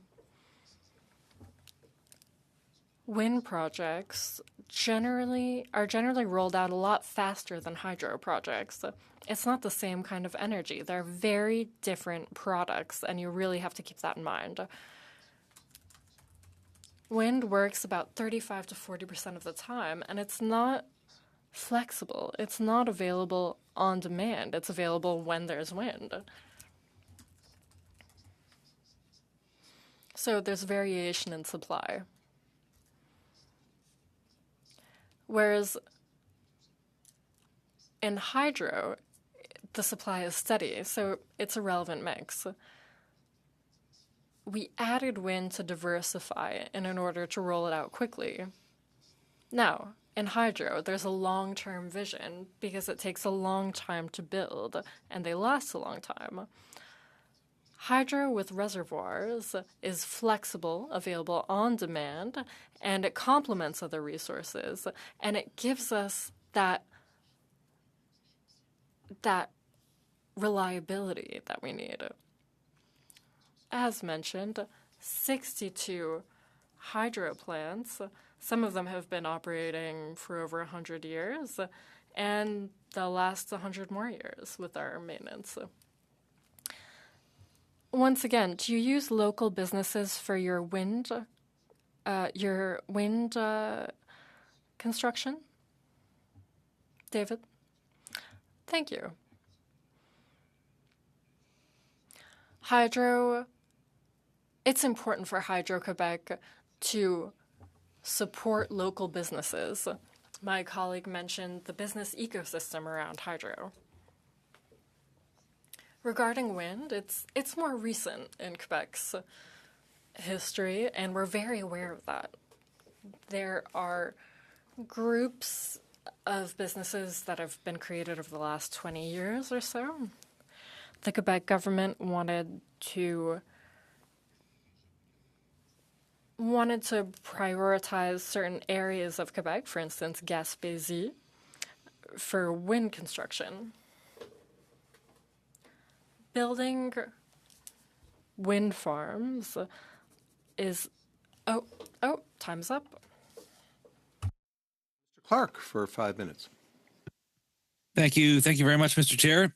And Mr. Bilodeau, I wanted to ask you a couple of questions. I too am in rainy, beautiful Halifax, and so I wanted to just get your take on hydrogen in general. I really appreciate you being here. I think hydrogen is one area where, over the course of this study, we perhaps haven't been able to talk about that as much as we should or we need to. So I really appreciate it. As you know, it's a hot topic in Nova Scotia with projects in various states of play, Everwind being the one I think that is the most in the news at least. But could you just give us, for the benefit of the committee, your take on where you see hydrogen having the most value and the most utility going forward from an export perspective for Canada? Yeah, thank you so much for the question. So you're correct in that there is a lot of ongoing activity in Atlantic Canada's hydrogen sector, and much of that activity is export focused. In fact, the vast majority of investment in hydrogen infrastructure on the East Coast is focused on exporting green hydrogen, green ammonia to Europe, particularly Germany. That is largely driven, as I mentioned in my opening remarks, by the H2 Global double-blind Contracts for Difference auctioning program. Just for the committee's reference, that program basically brings together buyers in Germany with producers of hydrogen and green ammonia in Canada. Both sides, in a blind format, set their price to sell and their price to buy, and then the Contract for Difference enters into play to kind of offset cost deltas there. So that is the main driver to really kind of kickstart the export dynamic between Canada and Europe when it comes to hydrogen and its derivatives. And we're seeing continued investments in this space. So you mentioned organizations like Everwind really being the flag bearer for green hydrogen production. That is 100% accurate. And I think maybe one of the challenges the sector is facing is twofold. One is that, when we've discussed hydrogen in public policy discourse, it's always been, both in Canada and internationally, kind of seen on a 10-year time horizon for projects to really take shape and export markets to develop. But one of the challenges now is we're seeing export markets develop much more rapidly than we thought. So Germany is really pushing forward with executing that H2 Global auction on an accelerated timeline. I wouldn't be surprised if by the close of 2026, the first auction for Canadian-produced hydrogen to Germany takes place. So that is moving forward quite quickly. But also, as I also mentioned, other markets like Asia-Pacific, in Japan particularly, are putting ships in the water to fill up with liquid hydrogen. So even on the west coast of the country, there's material opportunities to expand our energy exports through production and export of hydrogen. Obviously, both markets I've mentioned in Asia-Pacific and in Europe are not only looking for affordable and reliable producers of hydrogen, they're looking for low carbon producers of hydrogen.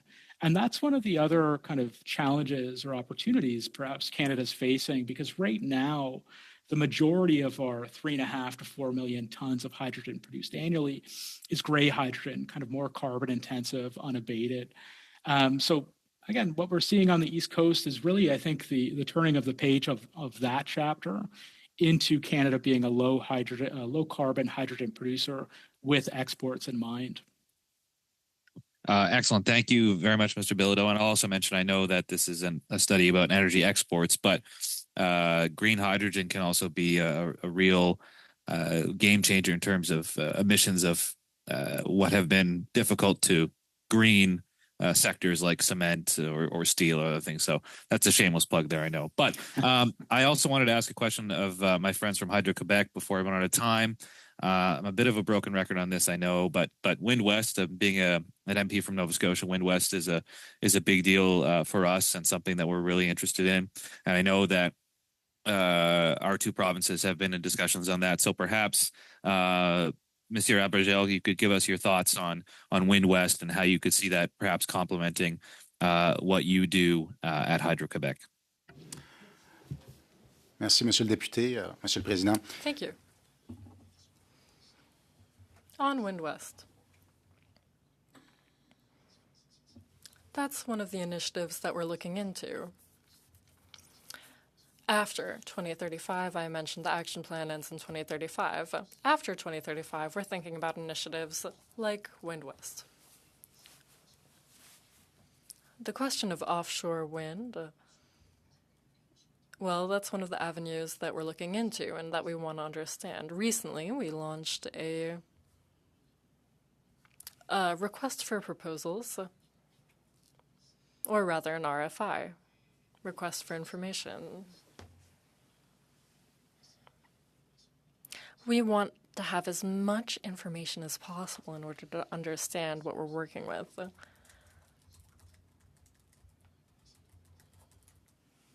It could really well complement our hydro storage facilities. That could even represent 50% of our energy in the future, and it really complements hydropower very well. Thank you very much. Mr. Simard.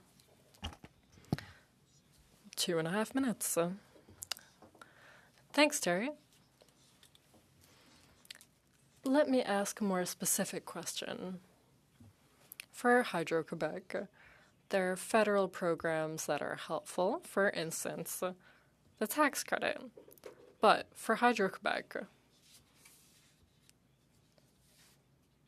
federal norms don't need to legislate your business. And as a Bloc Québécois MP, I really don't think that would be a good idea.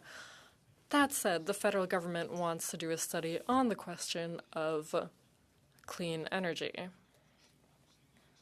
In Saguenay, where I'm from, there are some industrial projects that are having a hard time getting access to Hydro-Quebec energy. Some even told me sometimes they could reduce their demand by using energy storing technology. Do you think it would be good for the federal government to develop energy storage capacity in order to reduce their energy capacity needs? That's why I asked you if you offer ever any financial support to businesses that are trying to do that. So what do you think about the federal government getting involved in that? First,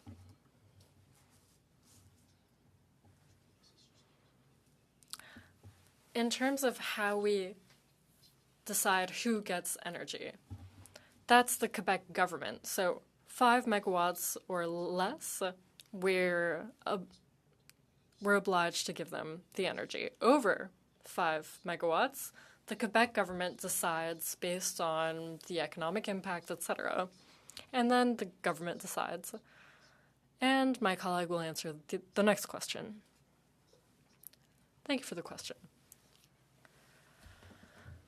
Earlier, my colleague mentioned the importance of developing the cheapest energy possible. There are goals in our action plan that are very ambitious. They're dedicated teams that support businesses. They help them reduce their energy consumption and help reduce pressure on the main points where energy is used. I don't know the specific business you're referring to, but generally, businesses interact with Hydro-Quebec. They talk with our teams. You can't just flip a switch and have it not affect an industrial operation. So our people talk to them. For instance, if the temperature is going to considerably drop, well, we'll speak to businesses and ask them to reduce their energy use. And now there are even businesses that are specialized in changing their energy use. So it's a kind of positive feedback loop. Thank you. Mr. Martel, 5 minutes. Thank you. This is a question. When Nova Scotia was looking into two new natural gas facilities to go, and there were issues with their natural gas supply, could Hydro-Quebec give energy to improve energy resilience all over Canada? Thank you for your question.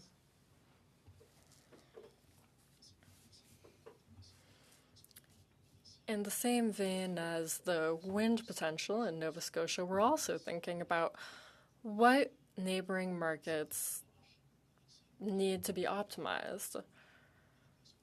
Nova Scotia is part of our neighboring markets, even though it's a bit further than New Brunswick. How can we be linked more in the long term? And how can it lead to a win-win situation? Being linked is part of that. Increased access to neighboring markets is part of the things that we're working on. We can occasionally see flexible energy sources going elsewhere, and sometimes intermittent energy sources can come back to us because they're renewable and they're also very affordable. Mr. Surge, how can Hydro-Quebec participate in a gas line, in a pipeline towards the west? Could Hydro-Quebec play a role in that? And if yes, under what conditions? That's beyond our mandate. We have no position to share. I am not the best person to speculate on that point. There are maintenance costs on transport lines.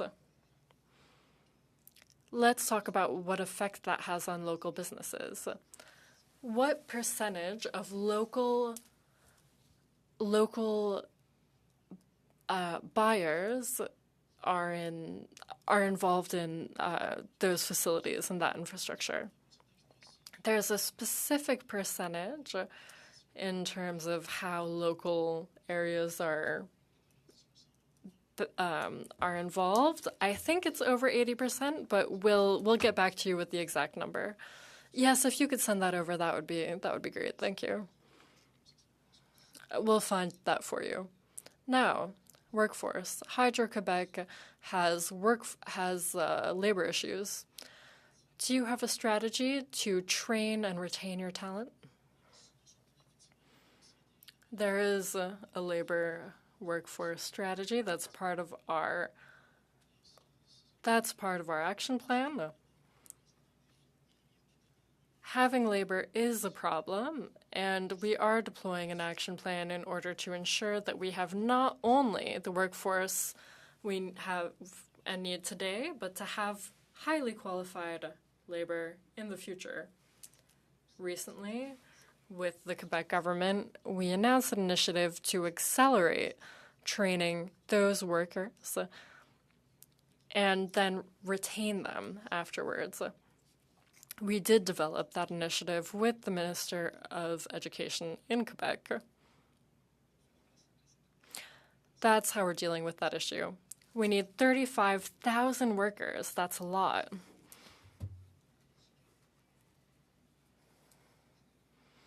Could the Canadian government play any role in that?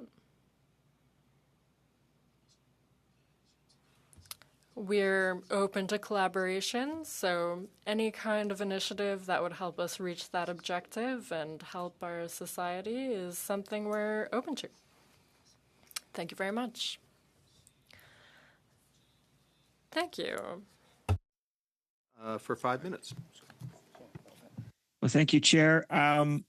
Bilodeau, I had a couple of questions. One just really rapid fire here about the German system. What % is currently being picked up by CFDs, and what's Germany's long-term plan for that program? Yeah, great question. So again, it's yet to be implemented. So we don't quite know what degree of bridge will need to be gapped through this contracts for difference element of the auction process. In terms of long-term outlook for the H2 Global program, again, Germany has put in over 200 million euro of state aid into the project so far to be set aside to help with the contracts for difference element. That will have to be replenished as it gets wound down. So it will really depend on continued support from both levels of government, for both governments of Canada and Germany, to continuously top up that program. But the expectation is, as production scales, cost will come down on the Canadian side. So over a period of probably between 5 or 10 years, the need for the contracts for difference element in the auction will gradually fizzle out. One thing I do want to note in terms of long-term outlook as well, in discussing with the organizers of the H2 Global program on the German side, they very much see this as a potential template for other auctions. So if the H2 Global auction process is successful in hydrogen, supporting export of Canadian hydrogen and green ammonia to Germany, they see no reason it couldn't be replicated in other sectors like critical minerals. So I would view this as kind of a broader opportunity for Canada, not just hydrogen exports, but potentially using the H2 Global template for other areas as well. That's fantastic. And that leads into my next question pretty naturally, which is about the connection and interplay between domestic and export markets, because you talk about scale being one of the things that the H2 Global program will potentially unlock, and scale can also be developed domestically. So I want to throw that question specifically, but I am also mindful this is the kind of the last moment of committee. And Hydro-Quebec has been here. They are a crown jewel. They are established. They're tens of billions. We are so grateful for their time. But the downside is perhaps we haven't had the opportunity to discuss hydrogen as much as we would like and you would like. But I can offer you the last word. So is there anything else you want to say about this topic? And I'd also encourage you to provide anything else in writing for the report. Yep, happy to provide a number of briefs that the Canadian Hydrogen Association has and is continuing to develop on the market and climate opportunities associated with hydrogen deployment. I will note that, of course, a number of projects, particularly on the East Coast, are export-oriented, but they're also supporting regional deployment of hydrogen in local economies as well.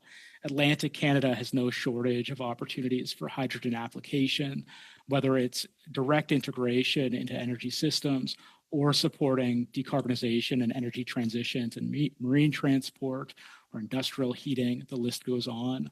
I'll also note that across Canada, different regions of the country, of course, have different regional strengths when it comes to production and potential application.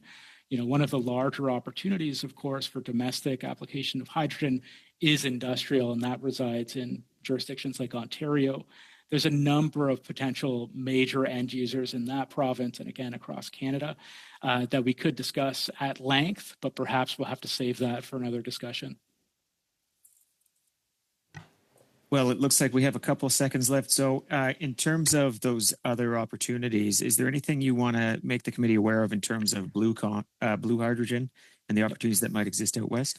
Yeah, so maybe 2 points, both with blue hydrogen and the emerging technologies associated with natural hydrogen development, which is basically extracting hydrogen stored underground, similar to expertise Alberta has with oil and gas extraction. That can be rapidly applied to the emerging field of natural hydrogen as well. Blue hydrogen, natural hydrogen on the west coast of Canada can rapidly be developed and scaled to support not only, again, domestic applications associated with hydrogen, but also rapidly emerging export opportunities. Again, Japan is moving forward with a basically 4-year time horizon to fill that liquid hydrogen tanker up, ideally with Canadian liquid hydrogen. but there's a lot of requirements that have to be addressed for that to happen, not only on the production side with blue hydrogen and natural hydrogen, but also on the transmission and export infrastructure side. So there's a number of challenges associated with really scaling hydrogen, not only for domestic applications, but export applications that have to be addressed here. But the opportunity, my main takeaway, is real, and the timelines are quite short. Thank you. Thank you both. Let me, colleagues, on your behalf, thank our witnesses for coming to see us today. And good to hear from the hydrogen sector and the hydro sector. We hadn't heard enough from those sectors, and it is going to help to round out our study. Colleagues, thank you for good, respectful questions today, and we will be back. Sorry? Sure?